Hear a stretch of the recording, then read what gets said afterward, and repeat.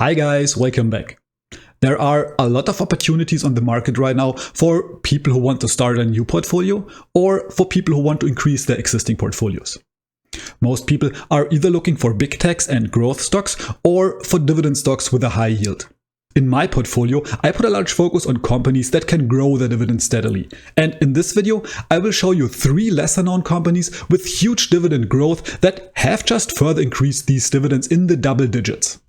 One of them even made it on my watch list, and of course, I will share which one of these companies that is. My name is Florian. Thank you for joining me today.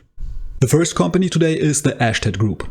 They are a UK-based equipment rental company listed on the London Stock Exchange and member of the FTSE 100. Even though it's a UK company, its primary revenue comes from its North American subsidiary that is also much better known, Sunbelt Rentals. In total, they operate over 1,500 locations across the US, Canada and the UK. The company provides construction, industrial and general equipment for short-term and long-term rental.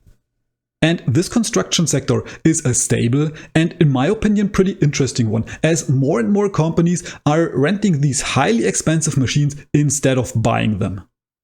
Last year, the company was hit hard by prolonged high interest rates and a weakness in the US construction market, which has forced them to lower their growth expectations.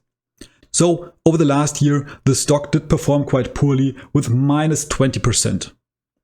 But in the last 10 years, the company was actually ahead of the market for the majority of the time, and the recent dip has pushed its long-term returns back to similar levels of the S&P. And I think that the current weakness is a good entry point and that the company still has a lot of potential. At the moment, there are several structural shifts going on, like a shift from ownership to rental due to the huge price tag of these machines. Even larger customers are increasingly shifting to rental machines instead of owning them themselves. This helps to keep the capex lower and the usage of these special machines high. The infrastructure programs of many governments, like the Infrastructure Investment and Jobs Act of the US, will also help to drive constructions and the need for these machines. Overall, the market for construction rental equipment is expected to grow with almost 5% per year until 2030. And as one of the biggest players in Western countries, Ashtead should also benefit nicely from this. In order to be ready for this growth, they have just finished their investment program Sunbelt 3.0 and started a new one with Sunbelt 4.0. With this, they plan to open new sites, increase the number of rental machines and build a community with their customers through partnership programs. And up to now, the results do look impressive. They did manage to grow their revenue very steady with double-digit growth rates in the last years. Their net income, EBITDA and EPS did also grow at similar rates. But the free cash flow is pretty low and has been declining recently. But these numbers are all still from their last annual report from last June. Ashtead is currently in the last quarter of the current fiscal year and will report the latest numbers in June again. When we go a bit more into the details and look at the numbers from the last quarters, we see why the stock is currently down. The revenue is basically flat over the last 2 years, and so is the EBITDA and the EPS. The net income was even declining a bit. But the free cash flow, the bottom line of the company, and what I see as the most important metric for investors, is recovering again from even negative values last year. The reason for the low free cash flow last year is actually the huge investments. We see here that their operating cash flow has also declined a bit, but due to the high capex costs, the effect on their free cash flow was much more dramatic. So this has a pretty huge effect immediately, but only because the company is significantly increasing their fleet to meet their customers' demands. But after some years of using these machines, they will still sell it on the second-hand market and recover at least some of these costs. And even though this did put some pressure on their cash flow, they did manage these costs without taking on any new debt. In fact, despite these high investments, their debt level did even decrease a bit since 2023, and they could keep their net debt to EBITDA level on basically the same level for the last 6 years. And at the same time, they heavily bought back shares. So over the last 5 years, they could grow their revenue by 11.7%, their free cash flow, and I use the numbers for the last 12 months here to account for the high investments last year, by almost 9% and their EPS by 9.7%. Their gross margin sits at a stable 25.5% and their EBITDA margin at 45%. Their return of invested capital is very nice with a high 10%. And they did manage this in a capital-intensive industry while still keeping the net debt to EBITDA at 2.2 times, which is well below my threshold of 3 times. And they did also buy back shares with minus 0.74% per year for the last 5 years. And of course, they wouldn't be included in this video if they weren't paying a dividend. At the moment, they are paying a dividend with 2.4% yield and could grow it with average 20% per year over the last 5 years, which is pretty high. But their declining cash flow has also pushed their cash flow payout ratio to 250%, which looks unsustainable on first glance. But as we already saw with the cash flow numbers from the first 3 quarters this year, the free cash flow is recovering already and analysts expect an increase of 543% for this year. So this should return to more normal levels when the company reports their final numbers for the current year in June. A big reason for this is that the capex costs will also be lower again. So right now, even though I have to admit that it looks pretty bad, I am not too worried. Analysts are also pretty bullish on the stock, and the average 1-year price target of 14 analysts is around 37% above the price today. And while the next 2 years will probably not see any growth in EPS or revenue, the company should return to the growth path in their fiscal year 2026, which starts next year in June. The company itself is even a bit more bullish and has forecast a growth in single digits for this fiscal year and a free cash flow of $1.4 billion, which is well above the levels of last year. I do like the business model and the industry they are active in, but I also think that there are quite some risks at the moment. The higher interest rates that have already forced them to lower their guidance will not come back significantly anytime soon. Their growth strategy heavily relies on US infrastructure projects. And with the current erratic government, who knows what will happen next? I also don't think that they can keep up this high dividend growth over the long run. But these risks seem to be priced in already, and their valuation is quite a bit below the sector median. Right now, they have a PE ratio of 14.8, an EV to EBITDA ratio of 6.7 and price to cash flow of 11.5. All below the sector median. I can't calculate the PEG ratio though, because the EPS did decline last year. When compared to their own history, they are quite cheap at the moment though. Here, they are on the lower end of their 5-year range in all of these metrics. So right now might indeed be a good time to start an investment if you want to profit from the higher than average dividend yield and kickstart the dividend growth streak. There is also one very concrete catalyst that might push the stock higher soon. And that is a proposed primary listing in the US instead of London. And as we know, companies listed in the US usually have a higher valuation than European companies. So I'll definitely keep my eyes on them and am very curious how their annual numbers will look like in June. And that brings me to my second company today, which is the water technology company Watts.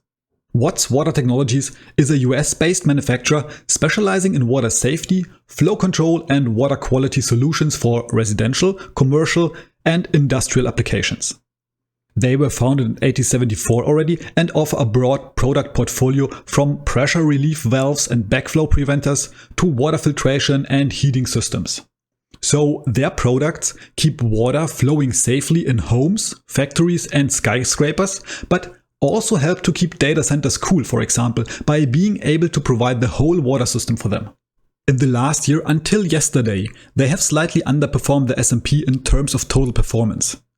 But just yesterday, their stock price jumped by 11%, which pushed them slightly above the S&P. But similar to Ashtead, over the last 10 years, the picture looks different. Here, they could outperform the index by more than 150% with their boring business. They are active over the whole world, but roughly 3/4 of their revenue is generated in the Americas, while Europe and the rest of the world only account for 1/4. What I find interesting is that only 40% of their revenue is made with new constructions, while 60% are repair and replacement systems. And because the systems and parts have to be maintained and replaced regularly, This basically means that 60% of the revenue is more or less recurring revenue. And while this market admittedly sounds very boring and might elicit a yawn from most investors, the opposite is actually true. Because the overall water management market is growing quickly with a CAGR of 13% until 2033. And while the strongest growth should be in Asia, the growth in the main market, the US, is still expected to be around 8% annually. And Watts is not only relying on organic growth. They are also heavily investing in M&A and are constantly broadening and modernizing their portfolio. With these investments, they did manage to grow the fundamentals nicely over the last couple of years. Their revenue growth has picked up speed since 2020, but the EBITDA, net income, and especially their free cash flow show a very nice and steady growth over the last 10 years. And what I find even more impressive is that at the same time, they did manage to steadily increase their margins across the board. We see a nice growth in gross margin, EBITDA margin, and also return of invested capital. All of these metrics did grow by around 5% in the last 5 years. On the right hand side, we also see that the company could keep the capex costs at roughly the same level for pretty much the last 20 years. Combined with the increasing operating and free cash flow, this left them plenty of room to increase their dividends. All in all, this has led to a revenue CAGR of 7% for the last 5 years, an annual free cash flow growth of 14.4%, and an EPS growth that was even higher with 17.7%. And they did do this while at the same time growing the margins. Right now, they are sitting at a gross margin of 47%, an EBITDA margin of 20%, and a return of invested capital of 15.3%. And they did manage all this with essentially no debt, and while also buying back shares with 0.12% per year over the last 5 years. And of course, they are also paying a dividend. As of this recording, they have a yield of 0.8% with a cash flow payout ratio of a low 17%. That has enabled them to grow the dividends by 13.3% annually for the last 5 years. This is not quite as impressive as the growth of Ashtead and the lowest growth of my 3 companies today. But it is still well within the double-digit range, and their low cash flow payout ratio still leaves plenty of room for further growth. And earlier this week, they just announced that they will increase the dividend again by over 20%, starting with a payment in June. There are currently 6 analysts that give a 1-year price target for the company, which was pretty much in line with the price yesterday. Today, their average price target is at around 4.5% below the current price. This is because the growth for this year in EPS and revenue is expected to be quite a bit lower than the one from the last years. It also doesn't help that the company is already pretty expensive for such an industrial component supplier. The valuation across the board is around 30% above the sector median with a PE ratio of 23.5, an EV of EBITDA of 15 and price to cash flow of 20. Their valuation across the board is around 30% above the sector median with a PE ratio of 23.5, an EV to EBITDA of 15, price to cash flow of 20 and a PEG ratio that is higher than that of most Magnificent 7 companies. Compared to their own history, their valuation doesn't look too bad though. Here it is around their 5-year average, but only because the valuation was insanely high in 2021. Overall, I like the stable and crisis-resistant business model of the company as well as the long-term growth prospects. Their fundamentals also look more than solid with a huge free cash flow that leaves plenty of room for further dividend increases. And in times of uncertain inflation and high interest rates, it is also nice that they have basically no debt at all.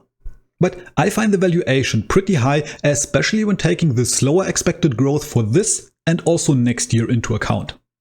Before we come to my last pick, if you find this video interesting, it would be amazing if you hit the like button and subscribe to the channel so you don't miss out on my next video. As a small channel, this really helps me out a lot and every subscriber really makes my day. So thank you very much. The last company today is the Japanese semiconductor equipment manufacturer Lasertec. And wait until you see the dividend growth of these guys, it is really impressive. They are the leader in optical inspection systems for the semiconductor industry. The company pioneered the commercial extreme ultraviolet mask inspection technology, which secured them a global monopoly in this niche.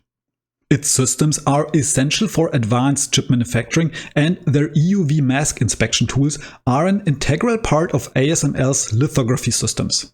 This makes Lasertec a critical supplier in ASML's ecosystem. And while their machines are pretty niche, they are necessary in every step of wafer manufacturing and assembly. And not only for the most common silicon wafers, but also for special compound materials like silicon carbide and gallium nitride.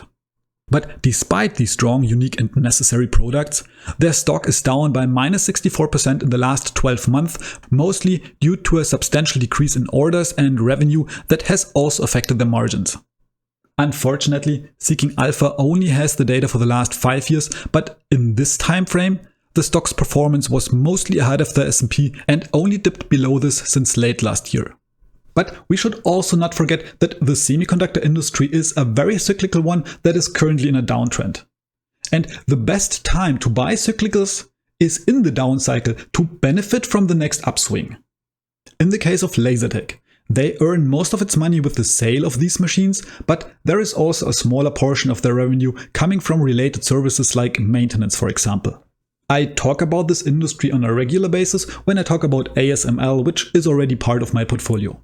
But let me give you a short summary of this very interesting market. Overall, it is a quickly growing market with an annual growth rate of 8% until 2030.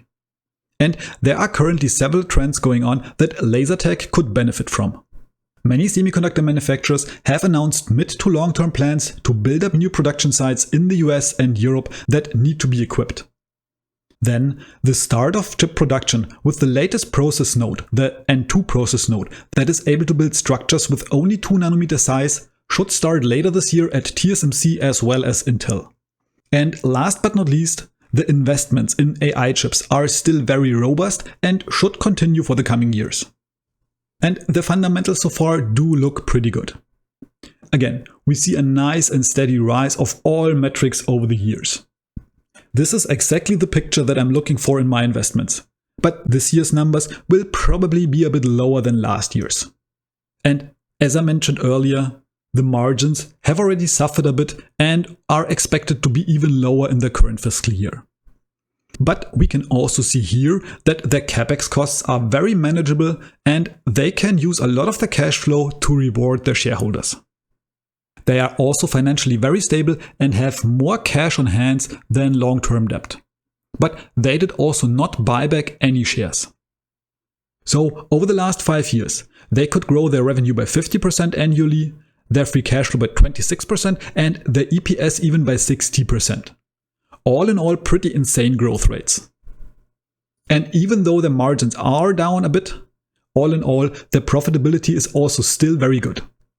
They have a gross margin of 50%, an EBITDA margin of 40%, and return of invested capital of very impressive 45%.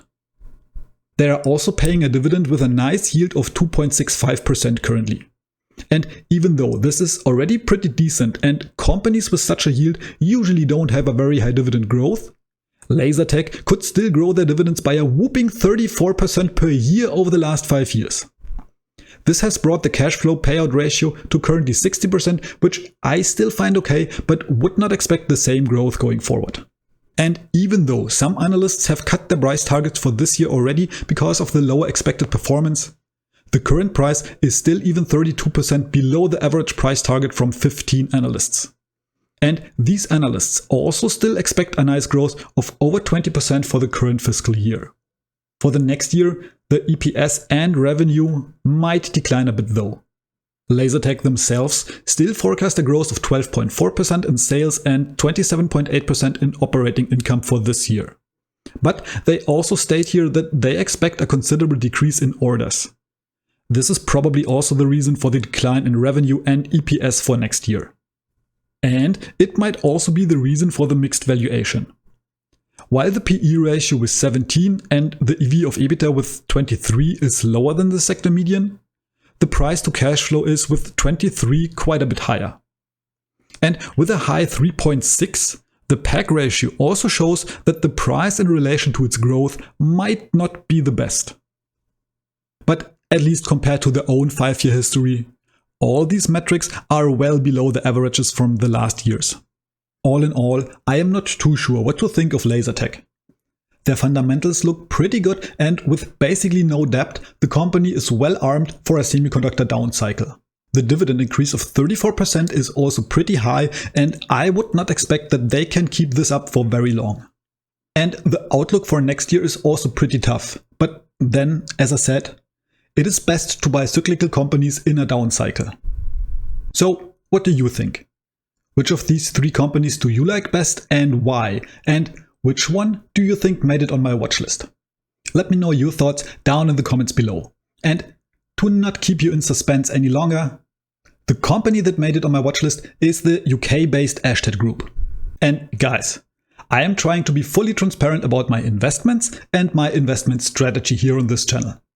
That is why I share and update my portfolio on a regular basis. If this sounds interesting for you, be sure to check out my latest update right here. And this is no financial advice, so please, before investing, do your own research and only use this video as a starting point for your own analysis. That being said, thank you so much for watching guys, and see you in the next video.